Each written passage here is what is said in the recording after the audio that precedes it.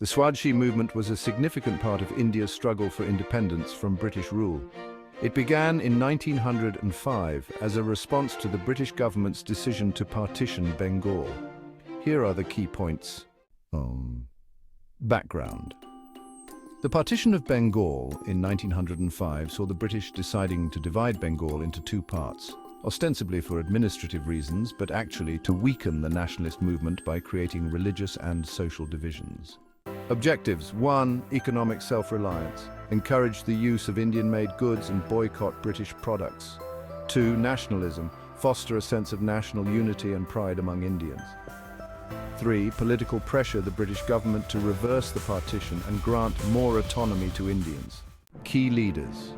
Bal Gangadhar Tilak promoted the movement in Maharashtra. Bipin Chandra Pal was active in Bengal, advocating for self-reliance and national education. Lala Lajpat Rai participated in Punjab and emphasized boycotting British goods. And Aurobindo Ghosh played a significant role in spreading the movement's ideas. Strategies. The boycott involved a firm refusal to use British-made goods, particularly textiles.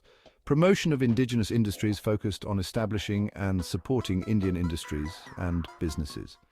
Public meetings and demonstrations were organized to raise awareness and mobilize public opinion. National education initiatives aimed at setting up Indian schools and colleges to replace British-run institutions. Impact.